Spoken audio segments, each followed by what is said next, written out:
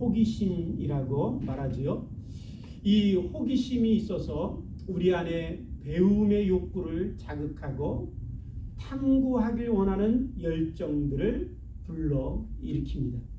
그래서 인류 역사를 보면 우리 안에 있는 이 호기심 때문에 인류의 문명이 발달하고 성장했던 것을 우리가 보게 됩니다. 그래서 많은 사람들이 얘기하기를 인류 문명은 사람의 호기심의 결과다, 그런 이야기를 합니다. 여러분, 영적 호기심도 우리에게 많은 유익을 줍니다. 우리가 신앙생활할 때 영적 호기심을 갖고 그 영적 호기심을 가질 때 우리 안에 영적인 것에 대한 궁금증과 또 모르는 것에 대한 알고 싶은 배움의 욕구와 또 우리가 진리를 찾아가고 싶은 그런 열망들을 우리에게 불러일으킵니다. 그래서 영적 호기심이 있으면 진리를 배우게 되고 또 우리가 하나님이 우리들 가운데 가르쳐 주시는 놀라운 영적 세계에 대한 것들을 알게 되고 그래서 우리가 신앙적으로 자라가게 되고 또 우리의 신앙이 풍성한 그런 신앙이 되도록 우리를 만들어주는 것 중에 하나가 영적 호기심입니다. 그런데 여러분, 어떤 호기심이든 그 호기심은 질문으로부터 시작된다고 합니다. 그래서 영적 호기심도 우리가 질문으로부터 시작되는데 그 질문 중에 하나는 천국과 관련된 질문들일 것입니다. 천국은 과연 어떤 곳일까? 우리가 천국에 가면 어떻게 살게 될까? 천국에 가면 나의 모습은 어떤 모습일까? 천국에서의 나의 모습은 20대의 아름다운 나의 그 모습과 같을까? 아니면 20대가 아니라 조금 더 성숙하고 좀 더 중후한 모습을 풍기고 있는 중년의 때의 모습과 같을까? 아니면 천사들과 같을까? 아니면 우리가 천국에 가도 육체를 가지고 있을까? 그런 질문들을 하게 됩니다. 사랑하는 성도 여러분, 성도 여러분들은 천국에 가시면 어떤 모습으로 영원토록 살고 싶으십니까? 한번 상상해 보십시오. 한번 호기심을 갖고 한번 그려보시는 것도 좋습니다. 여러분, 천국에 가면 우리가 영원토록 어떤 모습으로 살게 될까? 그런 질문을 하게 되는데 고린도후서 3장 18절에 보면 이렇게 우리에게 말씀합니다. 우리가 다 수건을 벗은 얼굴로 거울을 보는 것 같이 주의 영광을 보며 그와 같은 형상으로 변화하여 영광에서 영광에 이르니 곧 주의 영으로 말미암음이니라 라고 말씀하고 있습니다. 훗날 우리가 주님 앞에 섰을 때 우리의 모습이 변화하여 영광에서 영광까지 이르게 되는데 우리의 변화한 모습은 우리 주님의 영광스러운 그 형상과 닮은 모습으로 변화될 것임을 우리에게 말씀하고 있는 것입니다. 그러므로 우리가 우리 주님의 부활의 모습을 바라보는 것, 주님의 부활에 대한 말씀을 읽음을 통해서 저와 여러분들이 영원토록 천국에서 어떤 모습으로 살게 될 것인가, 나의 모습에 대한 질문에 대하여 우리가 많은 대답을 얻을 수 있습니다. 19절에 보시면 이렇게 말씀하시죠. 모인 곳에 문을 닫았더니 예수께서 오사 가운데 서서라고 말씀하고 있습니다. 부활하신 주님이 두려워 무서워 문을 닫고 있던 제자들에게 찾아오셨습니다. 부활하신 주님은 영으로만 부활하신 게 아닙니다. 그분은 영과 함께 육과 함께 부활하셨습니다. 영육간에 부활하셨는데 그 부활하신 주님이 제자들을 찾아오셨는데 문은 굳게 닫혀 있었습니다.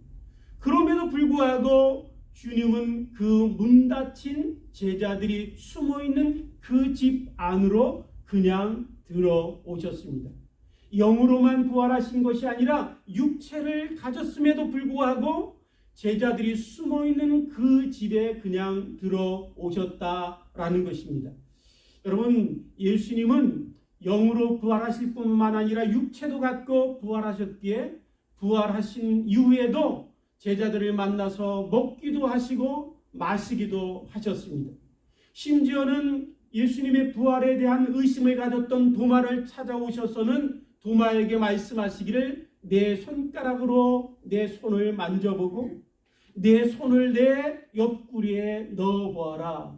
그렇게 말씀하신 것을 볼 때 정말 주님은 영으로만 아니라 육으로도 부활하신 것이 너무나 분명합니다.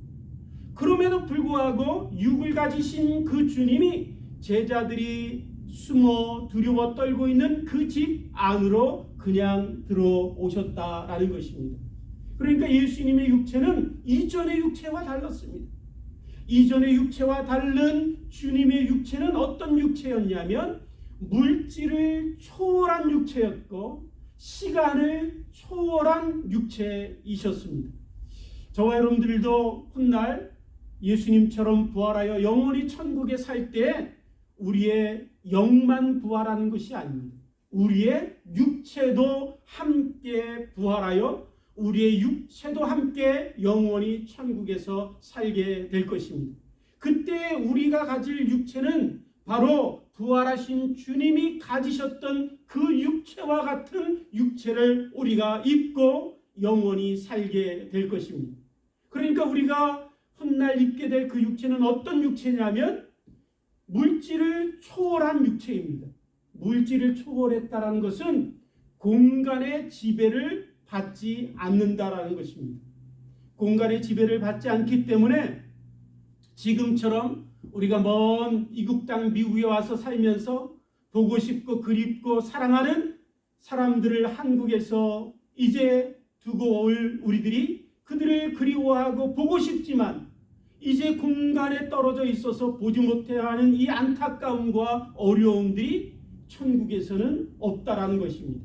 언제든지 내가 보고 싶으면 볼 수 있고 언제든지 가고 싶으면 갈 수 있는 공간을 초월한 그 육체를 우리가 갖게 된다라는 것입니다. 또한 우리가 가진 육체는 시간을 초월하는 육체입니다. 시간을 초월했다라는 것은 시간의 지배를 받지 않는다는 것이지요. 시간의 지배를 받지 않는다라는 것은 노화되지 않는다라는 것입니다.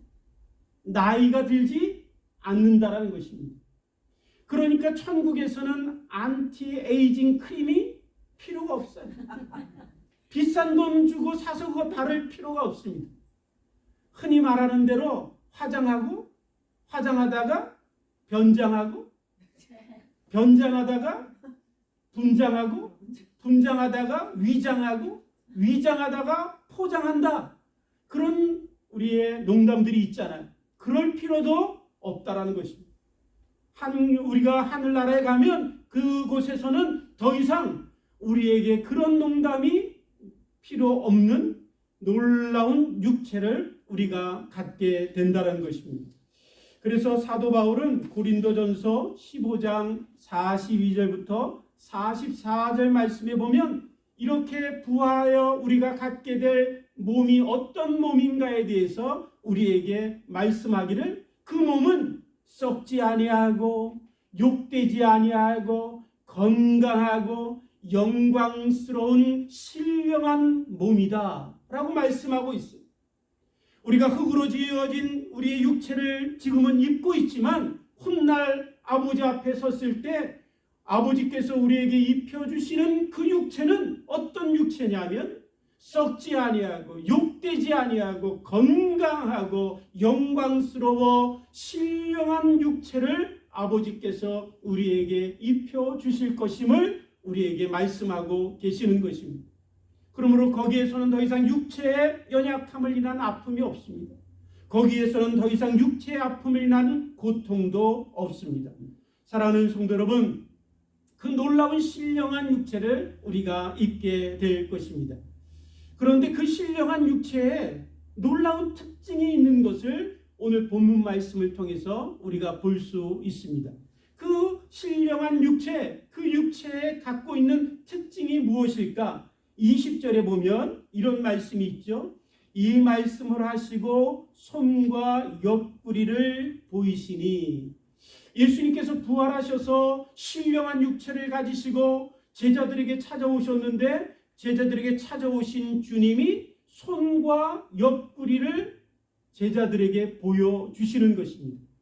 그 보여주시는 손과 옆구리에는 주님이 받은 상처와 흉터가, 십자가에서 찔리시고 상하시고 박히신 그 상처와 흉터가 그대로 남겨져 있었습니다. 여러분, 우리가 생각할 때 신령한 육체를 가졌기 때문에 주님의 몸에는 그런 못자국과 옆에 창자국이 없어야 될 것 같지만 그대로 못자국과 창자국이 그대로 남겨져 있었습니다.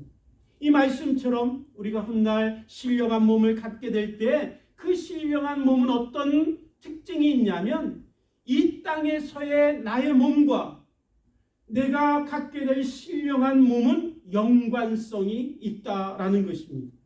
주님의 몸에 못자국 난 그 손과 창자국 난 그 옆구리의 창의 흉터가 신령한 몸에도 그냥 남아 있었습니다. 사랑하는 성도 여러분, 그 주님이 신령한 그 영광스러운 부활하신 주님의 몸에 왜 그 흉터가 남겨져 있었을까요? 그 이유는 주님의 그 흉터와 상처는 이제 수치와 부끄러움이 아니라 그것은 바로 영광된 구주의 증거였던 것입니다. 그 상처와 그 흉터는 주님이 온 세상을 구원하신 우리 구주 되심을 영원토록 드러내는 영광스러운 것이었기 때문에 바로 그 흉터와 상처가 주님의 신령한 몸에 그대로 남겨져 있던 것입니다. 그래서 찬송가 25장에 보면 매튜 브릿지라는 사람이 찬송가 25장에서 이렇게 찬송하며 고백합니다. 면류관 벗어서 주 앞에 드리세 그 손과 몸의 상처가 영광 중 빛나네. 그 손과 몸의 상처가 영광 중 빛나네. 하늘의 천사도 그 영광을 보고서 고난의 신비 알고자 늘 흠모하도다. 주님이 영광스럽게 계실 그 영원한 천국에서 주님의 몸에 있는 그 상처와 흉터는 영광 중 빛날 것임을 이야기하고 있습니다. 우리가 훗날 주님 앞에 섰을 때 주님을 만날 때에도 우리는 보게 될 것입니다.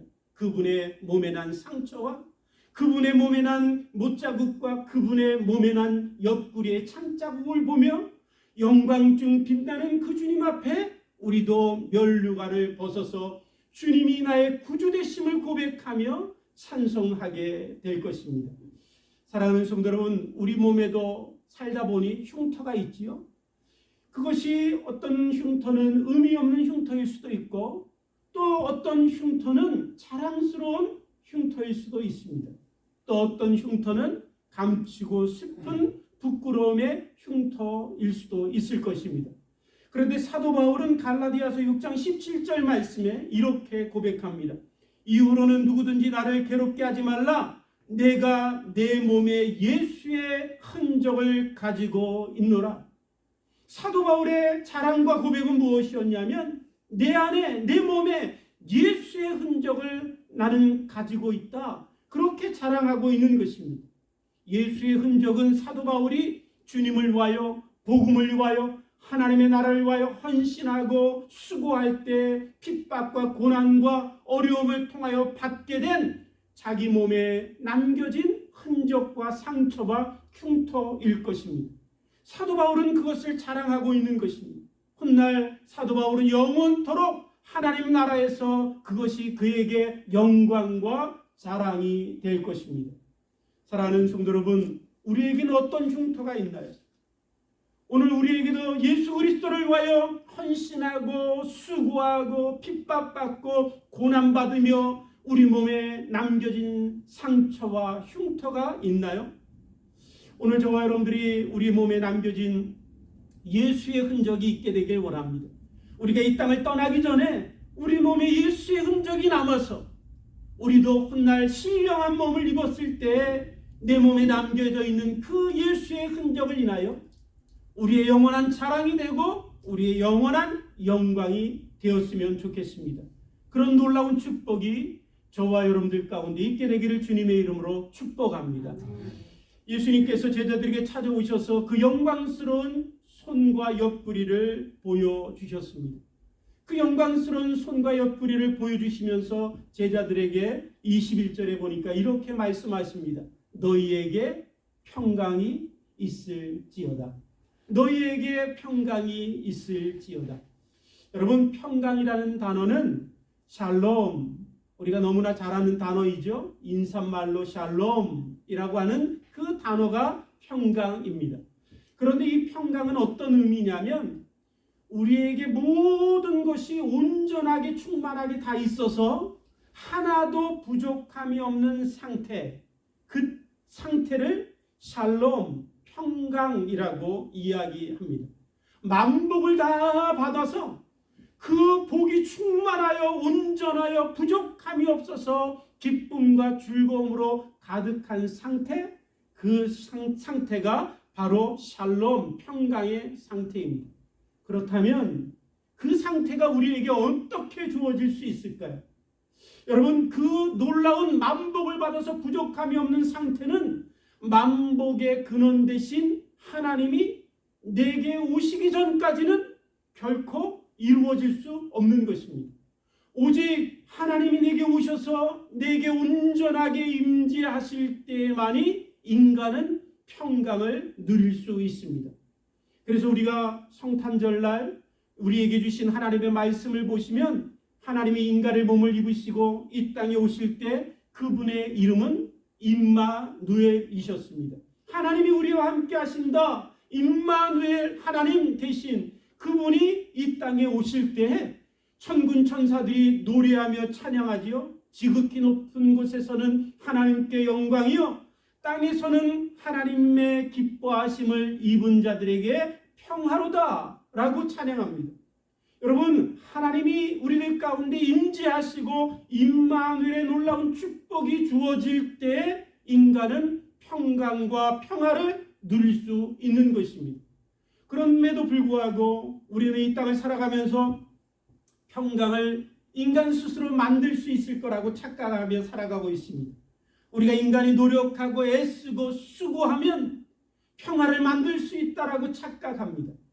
여러분, 19세기 말에 전쟁이 잠깐 멈췄던 역사적인 그런 순간들이 있었습니다. 또한 그 전쟁이 멈췄을 뿐만 아니라 과학이 발달되고 문명이 아주 많이 발달되던 19세기 말에 사람들에게는 어떤 착각이 있었냐면 이렇게 우리가 애쓰고 노력하면 유토피아를 이 땅에 만들 수 있을 거라고 착각했습니다. 그러나 그 착각은 얼마 가지 못해서 허무하게 다 무너졌습니다. 세계전쟁이 2번이나 일어나고 참혹한 이 땅의 전쟁을 볼 때 그들이 참으로 가졌던 그 기대와 소망이 얼마나 헛된 것인가를 고백할 수밖에 없었습니다. 21세기를 지금 살아가는 우리들에게도 여러분, 이전에 경험하지 못했던 코로나 팬데믹을 인하여 여러분, 이 땅에 얼마나 많은 고통과 어려움이 있습니까? 우크라이나 전쟁을 보면서 여러분, 인간이 이야기하는 평화가 얼마나 헛된 것인가를 우리는 여실히 경험하고 있습니다. 우크라이나 전쟁을 통해서 핵전쟁이 전 세계적으로 일어날까 봐 두려워 떨고 있는 수많은 사람들이 오늘 이 땅에 있습니다. 사랑하는 성도 여러분, 세상이 말하는 평화는 거짓된 평화입니다. 인간은 스스로 평화를 만들 수 없습니다. 아무리 수많은 세월 동안 속고 속아도 끊임없이 속고 있는 우리들에게 하나님은 말씀합니다. 하나님 없는 곳에서는 평화가 없다라고 말씀하십니다.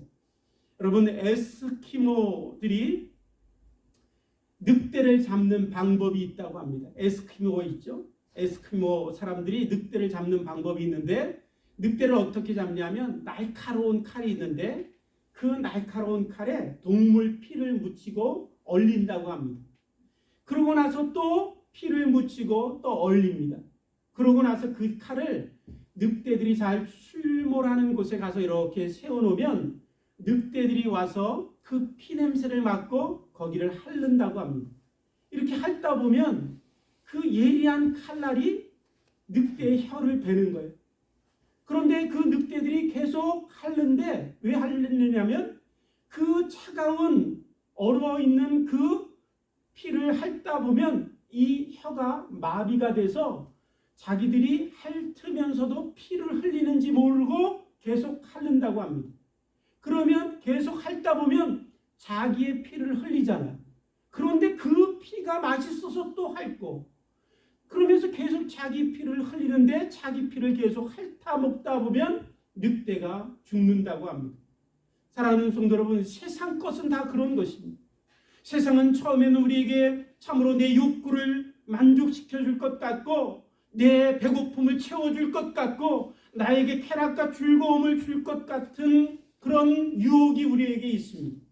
그런데 세상 것에 계속 먹다 보면 마비되고 중독되어서 우리가 피 흘리고 있음도 깨닫지 못하고 결국은 우리가 파멸과 멸망으로 떨어질 수밖에 없게 만드는 것이 세상에 있는 것들입니다. 세상의 평화도 마찬가지입니다. 여러분, 인류 역사상 전쟁이 없던 때가 있었던가요?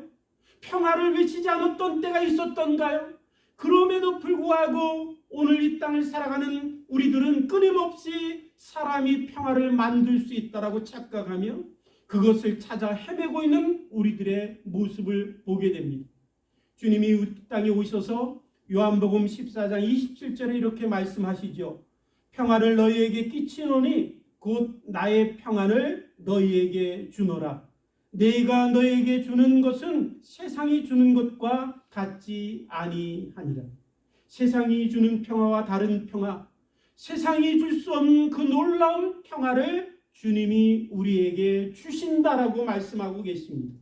평화는 내가 만드는 것이 아니라 하나님이 주시는 그 선물을 받아 누리는 축복이 평화입니다. 하늘에서 내려오는 그 평화, 주님이 주시는 그 평화, 주님이 임재하심을 통해서 우리가 누리는 그 평화가 우리들에게 있게 되기를 주님의 이름으로 축복합니다. 사랑하는 성도 여러분, 오늘 주님이 평화를 주노라 말씀하시며 제자들에게 평강이 너희에게 있을지어다 그렇게 말씀하시죠. 찾아오신 그 주님이 제자들에게 평강을 주시면서 어떻게 하셨냐면 손과 옆구리를 보여주시며 제자들에게 너희에게 평강이 있을지어다 하셨습니다. 왜 주님이 오셔서 그냥 평강이 있을지어다 그렇게만 하셔도 될 것 같은데 왜 굳이 그 손과 옆구리를 보여주시며 평강이 있을지어다 말씀하셨을까요? 여러분, 부활하여 우리에게 주님이 이 자리에 찾아오셨다면 그 주님이 우리에게 손과 옆구리를 보여주시고 계시다라고 생각해 보시고 한번 주님의 손과 옆구리를 한번 보시기 바랍니다. 주님의 손과 옆구리는 어떤 손과 옆구리이실 것 같습니까? 여러분, 주님의 손과 옆구리는 어떤 모습일 것 같으세요? 여러분, 주님이 부활하셔서 제자들에게 찾아와 주셔서 보여주신 손과 옆구리는 이제 피가 멈춘 손과 옆구리입니다. 부활하신 주님이 보여주시는 손은 이미 다 아물었습니다. 물론 흉터와 상처는 아직 남아있지만 다 아물고 다 치료되고 다 회복된 손이시고 주님의 옆구리이십니다. 여러분, 이전에는 그 주님의 손이 연약한 손이셨습니다. 그래서 그 손이 못 박히셨고 그분은 연약하여 옆에 창 자국에 창이 들어와도 그 창을 피할 수 없는 그런 연약한 분이셨습니다. 그러나 부활하여 오셔서 보여주시는 그 주님의 손에는 상처와 흉터가 남아있지만 이제 그 모든 상처와 흉터는 아물었고 그 손은 더 이상 연약한 손이 아니십니다. 그 손은 이김의 손이시고 승리의 손이시고 사망을 이기신 권세자의 손이십니다. 그 손은 모든 세상 권세를 다 가지신 만주의 주 되신 분의 손이 바로 제자들에게 오셔서 보여주신 그 손과 그 옆구리입니다. 우리는 때로는 주님이 피 흘리시는 그 손과 옆구리를 묵상하며 하나님 앞에 나아갈 필요가 있습니다. 그러나 사랑하는 성도 여러분, 그것에 멈춰서는 안 됩니다. 부활하여 찾아오셔서 아물고 이제 다 치료되고 권능과 능력의 손으로 찾아오시는 그 주님을 또한 바라볼 수 있어야만 합니다. 이제 그 연약한 손이 아니라 권능과 능력과 권세와 영광을 가지신 그 손으로 찾아와 주셔서 그 손은 제자들을 사랑하시고 죄인들을 사랑하셔서 피 흘리셨던 손이지만 이제 그 모든 것들을 다 이기시고 승리하신 그 손을 보여주시며 너희에게 평강이 있을지어다 하시는 그 제자들을 만나주신 그 주님을 저와 여러분들도 바라볼 수 있게 되길 원합니다. 주님은 능력의 손이십니다. 주님의 손은 놀라운 권세를 가지신 손이십니다. 그 손으로 저와 여러분들과 교회를 붙들고 있다고 요한계시록 3장 말씀에 우리에게 들려주고 계십니다. 그 손이 저와 여러분들을 붙들고 계심을 저와 여러분들이 믿게 되기를 주님의 이름으로 축복합니다. 주님이 그 손으로 제자들을 찾아오시고 평강을 주시며 찾아오셔서 제자를 만나 주셨습니다. 근데 저는 이 말씀을 보면서 이런 생각이 들었어요. 오늘 본문 말씀에 보니까 제자들을 찾아오신 그 주님의 모습을 보면서 어떤 마음이 들었냐면 참 주님도 사람 보는 눈은 정말 없구나 그런 생각이 들었어요. 저도 사람 보는 눈이 별로 없거든요. 근데 사람 보는 눈이 주님은 너무 없으신 것 같아요. 기껏 부활하셔서 찾아오셨는데 누구에게 찾아오셨냐면 주님을 배반하고 떠나고 도망가고 비겁해서 숨어서 떨고 있는 그 제자들을 찾아오신 것입니다. 흔히 우리가 가끔 얘기하죠. 사람은 고쳐 쓰는 게 아니라고. 근데 주님은 고쳐 쓰시겠다고 오신 것인지 아니면 왜 주님이 그렇게 형편없는 제자들을 찾아와 주셨을까? 여러분 답은 하나뿐이 없는 것 같아요. 우리가 흔히 말하죠. 사랑은 눈을 멀게 하는 것이 분명합니다. 주님이 사랑하셨기에 그 주님의 눈이 머셨던 것 같아요. 그래서 비겁하고 겁쟁이고 또한 주님을 배반하고 도망간 그 제자들을 찾아오셨습니다. 여러분 주님이 얼마나 여러분 제자들을 사랑하셔서 포기하지 않으셨으면 제자들을 찾아오셨을까요? 주님은 그렇게 포기하지 않으셨습니다. 그런데 주님이 포기하지 않으시는 그 주님의 모습을 성경에서 보면 주님은 얼마나 포기하지 않으시는지 여러분 성경에서 베드로가 주님에게 이렇게 말씀을 드리죠. 선생님 우리가 형제가 잘못하면 7번 용서할까요? 그렇게 얘기합니다. 이 베드로는 정말 최선을 다해서 정말 자기가 할 수 있는 모든 것들을 다 동원해서 7번 용서하면 되겠습니까? 라고 베드로가 주님께 얘기합니다. 베드로의 마음에는 이 베드로의 그 이야기를 듣고 주님이 자기를 칭찬해 주실지 않을까 그런 생각이 있었을 수도 있었을 것입니다. 그런데 주님이 그 베드로에게 뭐라고 말씀하시냐면 아니다.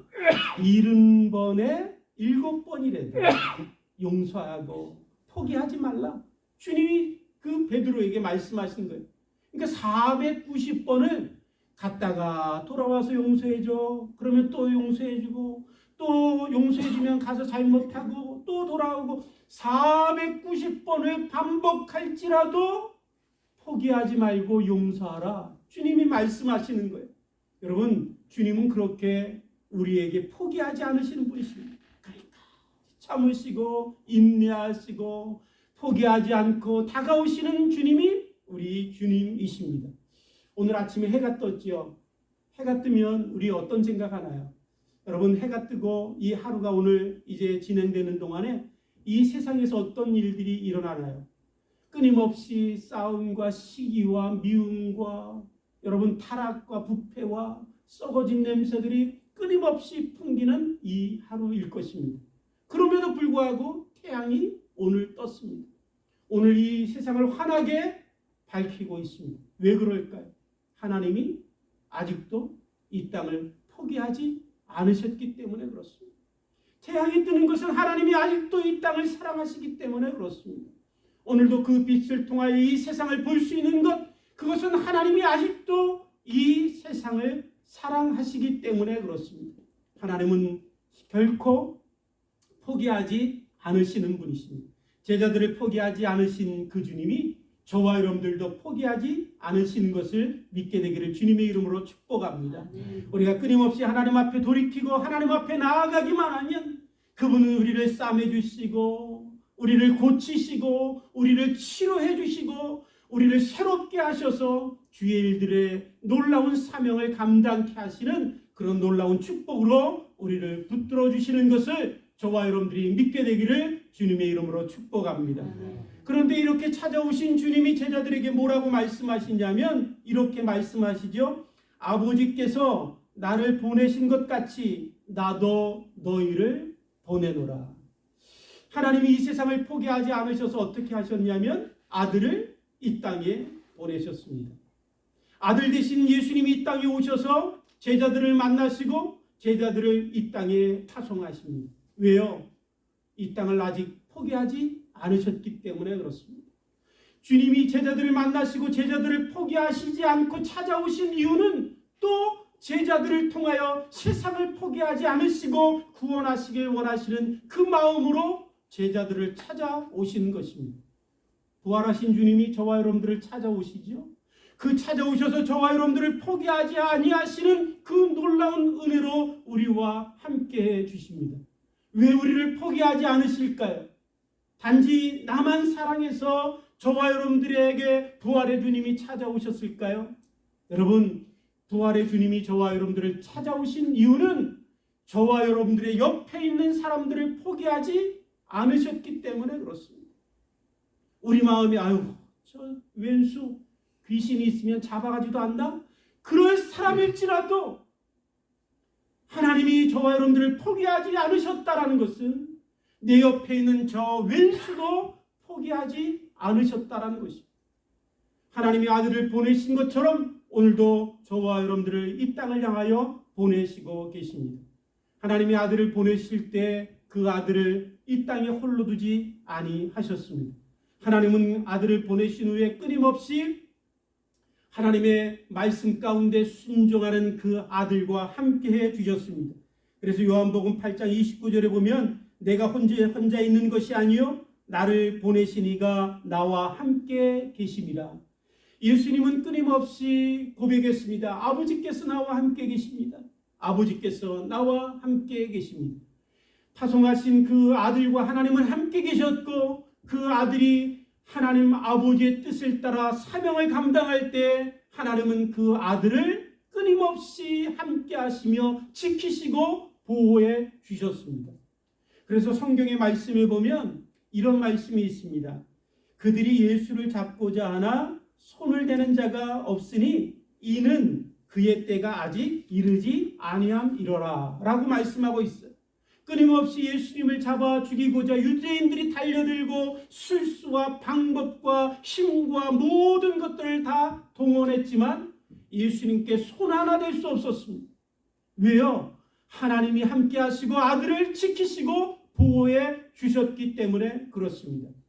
오늘 저와 여러분들에게 사명이 있다면 저와 여러분들이 하나님의 맡겨주신 그런 소명이 있다면 그 사명이 다하기 전까지는 결코 우리에게 그 어떤 것도 손대지 못합니다. 사명이 다하는 날까지 우리는 결코 죽지 않습니다. 왜냐하면 하나님 아버지께서 우리와 함께 하시고 아들을 보내시고 아들과 함께 하셨던 그 하나님의 은혜가 우리에게 있기 때문에 그렇습니다. 하나님이 우리를 지켜주시고 보호해 주시기 때문에 그렇습니다. 제가 한 가지 여러분들에게 묻고 싶습니다. 어느 때 어느 자리가 가장 안전하다라고 생각하십니까? 인생에서 어느 때 어느 자리가 가장 평강을 누릴 수 있는 자리이고 어떨 때가 가장 평강을 누릴 수 있는 시간이십니까? 사랑하는 성도 여러분, 우리에게 가장 안전하고 가장 평강이 넘치는 자리는 어느 곳이냐면 하나님이 내게 주신 사명을 따라 살아가는 곳입니다. 하나님이 내게 주신 소명을 따라 순종하는 자리, 그 자리가 가장 안전합니다. 그 자리가 가장 평강이 넘치는 자리입니다. 왜냐하면 하나님이 주신 사명을 따라 순종하며 하나님이 주신 그 뜻을 따라 행할 때 하나님이 내게 가장 강력하게 임재하시기 때문에 그렇습니다. 평강은 하나님이 임재하는 자만이 누리는 축복입니다. 그 놀라운 하나님의 임재가 가장 강력하게 능력 있게 임재하는 것을 경험하는 자리가 어디일까요? 그것은 저와 여러분들에게 주신 사명 따라 가는 그곳입니다. 하나님의 말씀 따라 순종하는 그 자리입니다.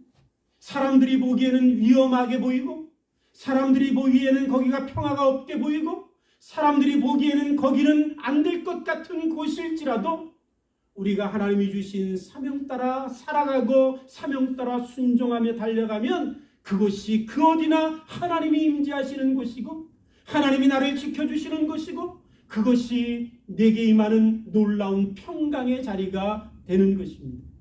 오늘 저와 여러분들이 하나님의 나를 포기하지 않고 나를 찾아오신 부활의 주님의 놀라운 은혜가 내게 있다면, 저와 여러분들을 포기하지 아니하신 것은 또한 내 옆에 있는 사람들을 포기하지 않으신 하나님의 뜻이 있음을 저와 여러분들이 기억할 수 있게 되길 원합니다. 하나님이 세상을 포기하지 않으셨다면 저와 여러분들에게 아직 남아있는 사명이 있다는 거예요. 아직 우리가 해야 될 일들이 우리에게 있다라는 것입니다. 그 사명과 순종의 길을 갈 때 하나님은 우리에게 충만하게 임재하시고 참된 평강이, 참된 평화가 우리들 가운데 이루어지는 놀라운 축복을 저와 여러분들이 누리게 될 줄 믿습니다.